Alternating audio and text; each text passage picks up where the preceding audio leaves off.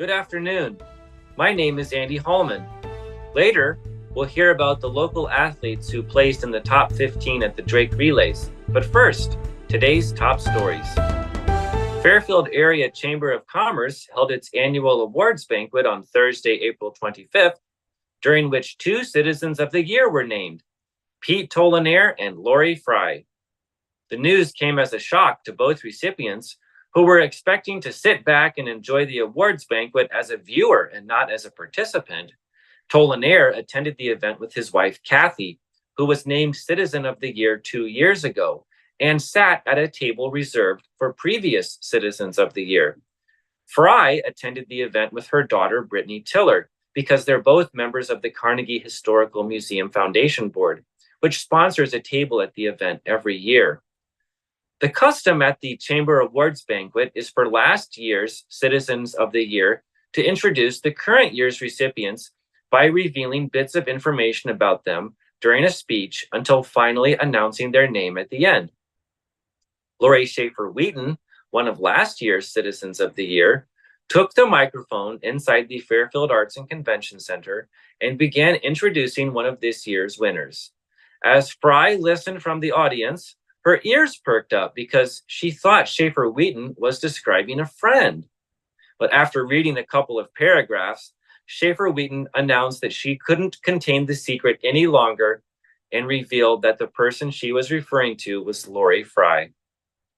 Tolanair was introduced by last year's Citizen of the Year, Dr. Marty Gleason. Tolanair said Gleason recited a few facts about this year's honoree that could have only applied to a tiny handful of people, like that the person was a YMCA Indian guide and involved in local conservation. The third annual Walk for Noema was held Saturday, April 20th at Chautauqua Park in Fairfield. The event raises money for a scholarship to honor the late Noema Graber, a Spanish teacher at Fairfield High School who was killed in 2021. Members of the Fairfield High School Student Council have organized a walk to honor Graber each of the last 3 years, and this year's walk raised over $2,000 from donations and proceeds from the sale of silent auction baskets. FHS Student Council Advisor Heidi Grunwald commented that this year's attendance was down from last year, likely owing to the cold weather that morning. She said 13 businesses and organizations donated baskets for the silent auction. Henry County Human Resource Representative Paul Gruff provided an update on claims of fraudulent timesheets to the Henry County Board of Supervisors at their Thursday, April 25th meeting. Back in January, Supervisor Mark Lindeen brought up concerns about employees receiving days off not accounted for on timesheets as department heads expressed their dissatisfaction with the board's decision to withhold pay raises for the 24-25 fiscal year. After these allegations came to light, Gruff went to work to investigate the allegations, which related to two unidentified county departments on a specific date in December 2023. Gruff's initial investigative findings revealed discrepancies in time worked documentation for 2 exempt employees and 6 non-exempt employees between the 2 departments. This investigation consisted of a review of time cards from these 2 departments and a review of camera footage determining when employees entered and exited their general work areas on the specific date in December. Gruff's report to the board states that 2 of the 3 exempt employees investigated documented working 7.5 hours on the day in question. One of the 2 was on site in their general work area for 7.12 hours, and the other was on site for 4.92 hours. The 3rd exempt employee documented on their time card that they were absent the entire day and used accrued leave. And while discrepancies will not impact these employee wages, Gruff commented that accurate time cards would be preferred practice. Mount Pleasant Community High School students welcomed Senator Chuck Grassley to their government class Friday morning, April 26th, for an informal question and answer session, which focused on getting to know the senator. According to Grassley, The primary reason he visits high schools like Mount Pleasant is because he doesn't usually get an opportunity to hear from people in this age group at town meetings. Students did not hold back as one student began questions by asking Grassley about the foreign aid package, which includes the TikTok bill. Grassley addressed questions about the constitutionality of the portion of the bill, which focuses on TikTok, language in the bill, which passed on a 79-18 vote, calls for TikTok's parent company ByteDance to sell the app within approximately 9 months. According to Grassley, the bill puts constraints on the amount of time available to file a case opposing the bill, and he does not believe the bill is unconstitutional. Grassley further explained that the bill does not mean TikTok is going away, just that it would have to be sold to a company in America or choose not to operate in the United States. Nearly 600 runners turned out for Washington's 11th annual Kewash half marathon on Saturday. The runners hailed from 15 states, including the race's first participant from Alaska. YMCA director Amy Schulte said the weather was fortunately clear the morning of the run, a combination of 5K, 10K, and half marathon through downtown Washington and along the historic Kewash Nature Trail. Participants were greeted by a series of motivational signs designed by local elementary school classrooms. Schulte said runners could vote for their favorites along the trail, with the winning classroom getting a pizza party. Saturday also saw Becky Harkema, Sean Loy, and Michelle Driscoll, the race's founders, running as participants. The trio was also recognized ahead of the starting gun for their role in an event that's brought thousands of visitors to Washington over the years. School administrators in Washington are moving to clarify the district's high school graduation requirements, saying students can't substitute courses at the Kirkwood Community College Regional Center for required core classes like geometry, chemistry, U.S. history, and English 12 writing. High school principal Ed Rathjen said the district needed to make sure its resources were put to good use, given that the district has invested so much in these classes. The principal said the rule was already followed at the high school, but wasn't reflected in the district's official policy.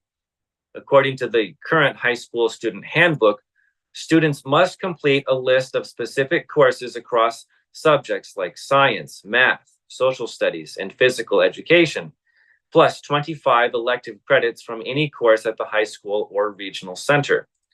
The district policy, however, only requires that students achieve a certain number of credit hours in each subject matter, 8 English credits, 6 math credits, and so on, without specifying the courses, such as English 10 or Algebra 11. Kirkwood Regional Center Director Tara Pickens said she didn't object to the formal policy revision, but cautioned that it could make certain classes redundant for some students. Those are today's top stories. We'll take a short break, and when we come back, we'll hear about our local athletes who had success at last weekend's Drake Relays. Federation Bank is a locally owned bank providing award-winning customer service. We believe that we are more than just a federation of banks, but a federation of communities, serving Brighton, Richland, Wellman, and Washington, Iowa. Federation Bank's highly skilled staff is here to make sure you are able to accomplish your personal and professional goals, whatever they may be. Federation Bank, your family bank. Welcome back to Newsbreak, everyone. This is your sports editor, Andy Krutzinger, with your sports report for Tuesday, April 30th, 2024. And we're just a few days removed from the 2024 Drake Relays, a rainy Drake Relays, but pretty much everything got in, which was surprising. We thought maybe there's going to be a huge rain out. I'm going to go through some results for our area track athletes. First, on the big school side, the Washington Demons were led by Josh Anderson, who finished 4th in the 400-meter wheelchair. Micah Reese, 17th in the 3,200. 4x1 teams, 36th on the girls' side, 76th on the 72nd on the boys' side. Fairfield Trojans had a couple high jumpers there. Ryan Giberson and Eli Zillman, 6'3", 6'3", 6th for Giberson, 9 for Zillman. He did it a little quicker there.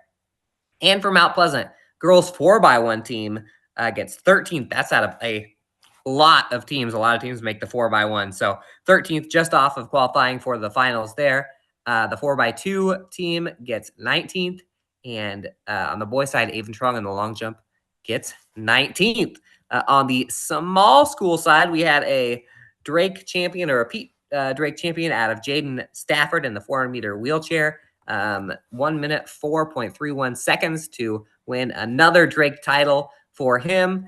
We had one more top 10. Pekin's Anna Hadley gets 6th in the discus, hurled that thing 130 feet, 6 inches. Hadley also got 21st in the shot put. She had qualified in both. Couple top 15s. Daniel Hostetler from Mid Prairie, 13th in the 1500. Emma Leck from Mid Prairie, 13th in the long jump. Cam Buffington, defending state long jump champion in the boys long jump, gets 14th at Drake. A reminder, by the way, these events are all classes together, so it's not classified. So even harder to do well at this thing. And then a couple 4x1s. The Cardinal girls 4x1 gets 65th in 61.58 seconds, and the Cardinal boys 4x1 gets 66th, 44.40 seconds. We had a little bit of soccer Thursday night and last night. On Thursday, we had a wild day of soccer, as especially on the boys' side. Washington comes back to beat Mount Pleasant 3-2 to keep right up there at the top of the SEC standings, and then they get some big help from Fairfield, who knocks off previously unbeaten Fort Madison in penalty kicks 2-1. The penalty kicks were 4-2, but it was 1-1 going into that. And girls soccer, Mount Pleasant hangs on to beat Washington 2-1. Fairfield falls to Fort Madison 10-0. And then last night we had a little bit of soccer. Fairfield and Washington took each other on. And in girls, it was Washington 3, Fairfield nothing at Fairfield. A lot closer for the Trojans that they did the last couple times they have played Washington. And then on the boys' side in Washington, the Demons 2-1 over Fairfield. That was a very significant one because Fairfield won 3 in a row coming in, and Washington is now inching closer to maybe a share of that SEC title. There are some big soccer games coming up in boys' soccer later this next couple of weeks, and it seems like everyone can kind of beat everyone. And in fact, Keokuk almost picked up their first conference win over Mount Pleasant last night, but the Panthers come back 2 different times to beat them 3-2. A couple golf meets took place. New London girls won in Keokuk last night. Fairfield hosted their boys meet. The Trojans get 2nd, and Mount Pleasant gets 3rd. Also, Van Buren County getting 6th in that. And then we also had a home meet for the Washington girls. That was a 10 a.m. meet, so a really early one there for the Demons. Washington gets 4th out of 6 teams in that one. Highland finishes even higher. They got 2nd with a 372, full 40 points off of Pleasant Valley, who wins the tournament. But out of 6 teams, Highland 2nd and Washington 4th.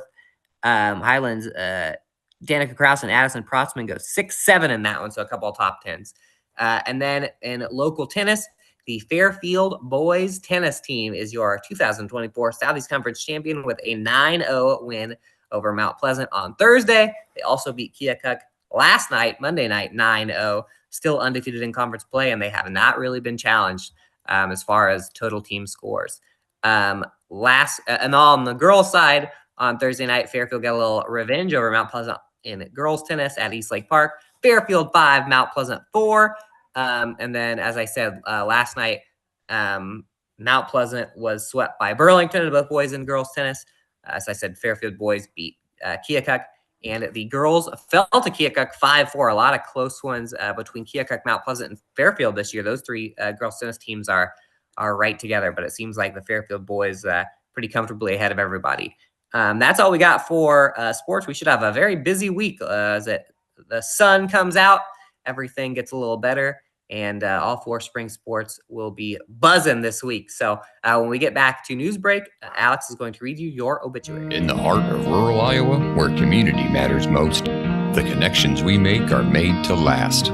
Meet KCTC, your hometown internet, phone, and TV provider. At KCTC, we're not just about technology, we're about people. Our dedicated team are your neighbors, committed to bringing you top-tier services right where you live. We believe in giving back to the community that raised us. Experience the power of a real connection with KCTC. Join us in building a stronger, more connected Southeast Iowa. Hello and welcome back to Newsbreak. It is now time for your obituaries. Greta L. Embry of Washington passed away on April 24th at the age of 83. A visitation was held April 28th at the Jones and Eden Funeral Home in Washington. Mary Teresa Juarez of Fairfield passed away on April 26th at the age of 92. Funeral Mass will be held at 10:30 a.m. on May 4th at the St. Joseph Catholic Church. Shirley Roberta Smith of Centerville, Ohio passed away on March 26th at the age of 90. James Allen Jones of Ainsworth passed away on April 25th at the age of 79. A memorial service was held April 29th at the Betty Funeral Home in Washington. Misty Solander of Brooksville, Florida passed away on April 22nd at the age of 55. That is your news for Southeast Iowa. I've been your host, Alex Snyder. This has been your news break, and I will see you